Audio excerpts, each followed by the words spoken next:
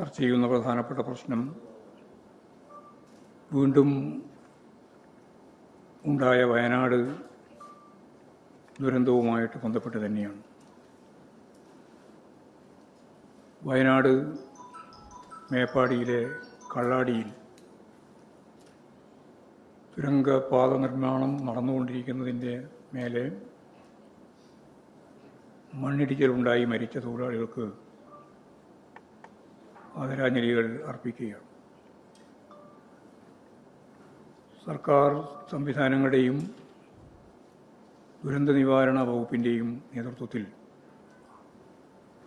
ആരംഭിച്ചിട്ടുള്ള രക്ഷാപ്രവർത്തനങ്ങൾ പരമാവധി വേഗതയിൽ മുന്നോട്ടേക്ക് കൊണ്ടുപോകുന്നതിന് സഹായിക്കത്തക്ക രീതിയിൽ മുഴുവൻ പാർട്ടി പ്രവർത്തകരും യുവജനങ്ങളും രംഗത്തിറങ്ങണമെന്ന് ഇന്നലെ തന്നെ ഞങ്ങൾ വ്യക്തമാക്കിയതാണ്. മണ്ണിൽ കുടുങ്ങിക്കിടക്കുന്നവരെ പുറത്തെത്തിക്കാൻ എല്ലാ സംവിധാനങ്ങളും കൂടുതൽ ശക്തിയോടെ ഇടപെടണം. ദുരന്തത്തിൽ പരിക്കേറ്റവർക്ക് അടിയന്തരമായ വിദഗ്ധ ചികിത്സ നൽകണം. മരണപ്പെട്ടവരുടെ കുടുംബത്തിനും പരിക്കേറ്റവർക്കും അടിയന്തര ധനസഹായവും ഉറപ്പാക്കണം എന്നാണ് സർക്കാരിനോട് അഭ്യർത്ഥിക്കാനുള്ളത്. ഈ വിഷയത്തെ രാഷ്ട്രീയ ആക്രമണത്തിന് ഉപയോഗിക്കാൻ UDF നേതാക്കളും മന്ത്രിമാരും ചില മാധ്യമങ്ങളും വലിയ ശ്രമങ്ങൾ നടത്തുന്നുണ്ട്. ഈ വിഷയത്തിൽ രാഷ്ട്രീയമായ പ്രശ്നമെന്ന രീതിയിലല്ല ഇതിനെ കാണേണ്ടത്. പരമാവധി രക്ഷാപ്രവർത്തനം യോജിപ്പിച്ച് വളരെ വേഗം പൂർത്തിയാക്കാൻ സാധിക്കണം എന്നതാണ് ഗവൺമെൻറ്റിൻ്റെ ആദ്യത്തെ ശ്രദ്ധ ഉണ്ടാവേണ്ട കാര്യം. ഇന്ന് വൈകുന്നേരം പ്രതിപക്ഷ നേതാവും ഞങ്ങളെല്ലാം വയനാട്ടിലേക്ക് പോവുകയാണ്. രക്ഷാപ്രവർത്തനത്തിന് ആവശ്യമായ ഗവൺമെൻറ് സംവിധാനം, അതുപോലെ ജനകീയമായ ഇടപെടൽ ഉൾപ്പെടെ നല്ല നിലയിൽ ഇപ്പോഴും വയനാട് മണ്ണിടിച്ചിൽ പ്രശ്നത്തിൻ്റെ ഭാഗമായിട്ട് നടക്കുന്നുണ്ട്. കുറേയും കൂടി ഏകോപിപ്പിച്ച് നല്ല രീതിയിൽ കൈകാര്യം ചെയ്യുന്നതിന് വേണ്ടി സാധിക്കണം എന്നാണ് സംബന്ധിച്ച് പറയാനുള്ളത്. വിഴിഞ്ഞം പോർട്ടുമായിട്ട് ബന്ധപ്പെട്ട് മുഖ്യമന്ത്രിയുടെ ഇന്നത്തെ പത്രസമ്മേളനത്തോടെ അതിൻ്റെ കള്ളക്കളി തുടരുകയാണ് എന്ന് തന്നെയാണ് വ്യക്തമാവുന്നത്.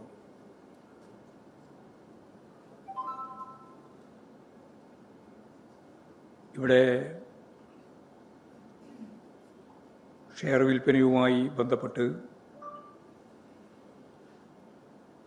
ജനങ്ങളോട് പറയേണ്ട കാര്യം വ്യക്തതയോടെ പറയുന്നതിന് പകരം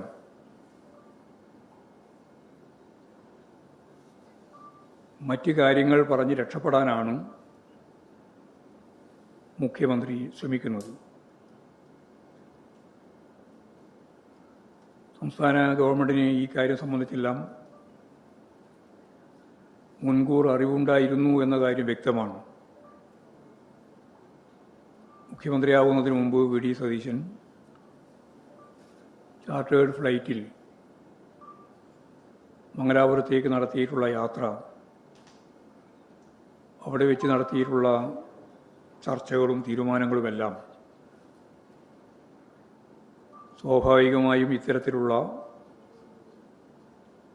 നീക്കത്തിൻ്റെ ഭാഗം തന്നെയാണ് എന്ന് ജനങ്ങൾ കൃത്യമായിട്ട് മനസ്സിലാക്കുകയാണ്. കേന്ദ്ര ഏജൻസിയായ സെബിയെയും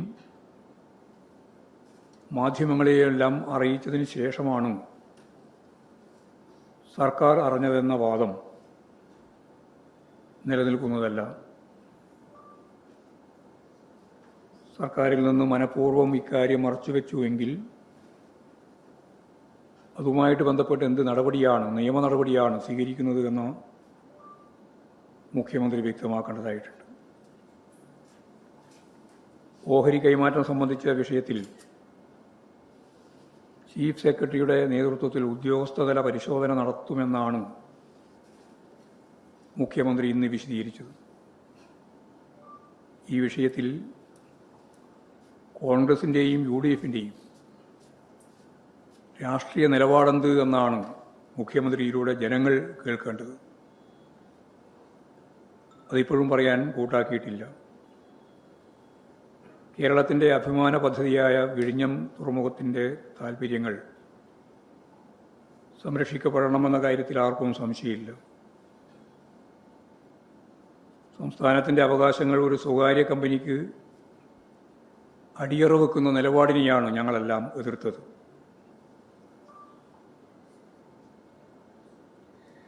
അദാനിയുമായിട്ടുള്ള രഹസ്യ ഉടമ്പടികൾക്ക് ഇടനിലനിൽക്കുന്ന വി.ഡി. സതീശൻ്റെ നിലപാടിനെക്കുറിച്ച് രാഹുൽ ഗാന്ധി അഭിപ്രായം പറയണം എന്ന് ഞങ്ങൾ പറഞ്ഞു. കാരണം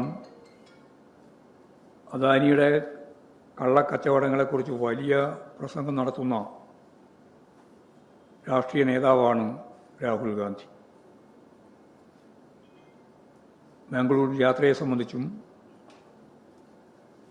ഇതേവരെ രാഹുൽ ഗാന്ധി പ്രതികരിച്ചിട്ടില്ല.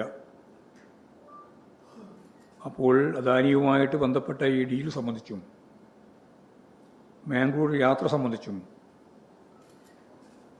തീർച്ചയായും കോൺഗ്രസ് നേതൃത്വത്തിൻ്റെ, പ്രത്യേകിച്ച് രാഹുൽ ഗാന്ധി ഉൾപ്പെടെയുള്ളവരുടെ പ്രതികരണം വളരെ പ്രധാനമാണ്. കേരളം ഭരിക്കുന്നത് BJP അല്ല എന്ന് ഓർമ്മിപ്പിച്ചത് KC വേണുഗോപാൽ എന്ന കോൺഗ്രസിൻ്റെ അഖിലേന്ത്യാ സംഘടനാ ജനറൽ സെക്രട്ടറിയാണ്. സത്യത്തിൽ അത് KC വേണുഗോപാലൻ ചൂണ്ടിയത് അദാനിയെ അല്ല, വി.ഡി. സതീശനെയാണ് എന്ന കാര്യം നമുക്കെല്ലാം വ്യക്തതയുള്ള ഒന്നാണ്. UDF സർക്കാർ നടപ്പിലാക്കുന്നത് BJP പ്രകടനപത്രികയിൽ പറഞ്ഞ കാര്യങ്ങളാണ് എന്നും BJP സംസ്ഥാന അധ്യക്ഷൻ വ്യക്തമാക്കുകയുണ്ടായി. സമ്പൂർണ്ണ സ്വകാര്യവൽക്കരണ നീക്കവുമായി ധവളപത്രത്തെ തുടർന്ന്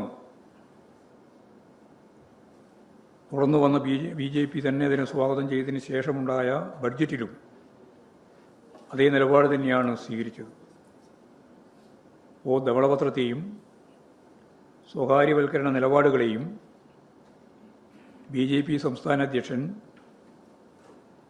ഇപ്പോഴും നടപ്പിലാക്കിക്കൊണ്ടിരിക്കുന്ന UDFൻ്റെ നിലപാടുകളും നയങ്ങളും അത് ഞങ്ങളുടെ നിലപാടാണ്, നയങ്ങളാണ് എന്ന് പരസ്യമായിട്ട് പറയുന്ന നീ ഉണ്ടായി. ഇപ്പോൾ മോദിക്കും അദാനിക്കും വേണ്ടി നാട് ഭരിക്കുന്ന ഭരണാധികാരിയായി വി.ഡി. സതീശൻ എന്ന മുഖ്യമന്ത്രി മാറിയിരിക്കുകയാണ്. ഓഹരി കൈമാറ്റം സംബന്ധിച്ച വാർത്ത ആദ്യം പ്രസിദ്ധീകരിച്ച് ദേശാഭിമാനി പത്രമാണ് എന്ന ഒരു വ്യാജ പ്രചാരവേല, അതിൽ പാർട്ടി നേതൃത്വവുമായിട്ടൊക്കെ ബന്ധപ്പെട്ടുകൊണ്ടാണ് ഈ കാര്യങ്ങൾ അറിഞ്ഞത് എന്ന കാര്യമൊക്കെ അദ്ദേഹം പറയുണ്ടായി. CPIഎമ്മുമായി ബന്ധപ്പെട്ട ഒരു കാര്യവും അദാനിയുമായിട്ട് ഈ രീതിയിലുള്ള ഒരു ഡീലും ഞങ്ങൾ ഒരിക്കലും ഉണ്ടാക്കിയിട്ടില്ല, ഇനി ഉണ്ടാക്കാൻ ഉദ്ദേശിക്കുന്നില്ല. ഭരണപരമായ നിലപാടുകൾ കൈകാര്യം ചെയ്തു പോകുക എന്നതിൻ്റെ അപ്പുറത്ത് ഇടതുപക്ഷ ജനാധിപത്യ മുന്നണി ഗവൺമെൻറ്റും ആ നിലപാട് തന്നെയാണ് സ്വീകരിച്ചത്. യഥാർത്ഥത്തിൽ ദേശാഭിമാനി പത്രത്തിൽ ആണ് ആദ്യം വാർത്ത വന്നത് എന്ന് അദ്ദേഹം പറയുകയുണ്ടായി. അത് തെറ്റായ ഒരു പ്രസ്താവനയാണ്. ആദ്യം പ്രസിദ്ധീകരിച്ചത് ദേശാഭിമാനി പത്രമല്ല, ജൂൺ 1-ാം തീയതി എക്കണോമിക്സ് ടൈംസാണ് ഈ വാർത്ത ആദ്യം പ്രസിദ്ധീകരിച്ചത്. അതിനുശേഷം ജൂൺ 3-ന് മാതൃഭൂമിയുടെ ബാക്ക് പേജിൽ ഈ വാർത്ത വലിയ പ്രാധാന്യത്തോടെ അവർ നൽകിയിട്ടുണ്ട്. വാർത്ത വസ്തുത ഇതായിരിക്കുമ്പോഴാണ് പച്ച കള്ളം പറഞ്ഞ് ദേശാഭിമാനിയെയും പാർട്ടി നേതൃത്വത്തെയും ഇതിൻ്റെ ഭാഗമായി വലിച്ചിഴക്കാൻ ശ്രമിക്കുന്നത്. അതോടൊപ്പം തന്നെ ജില്ലാ സെക്രട്ടറി, കണ്ണൂർ ജില്ലാ സെക്രട്ടറിക്കെതിരായി നടത്തിയ പരാമർശവും മുഖ്യമന്ത്രിയുടെ സ്ഥാനത്തിന് യോജിച്ച ഒന്നല്ല. ഒരു മറയുമില്ലാതെ പച്ചക്കള്ളം പറയുകയാണ് അദ്ദേഹം ചെയ്തത്.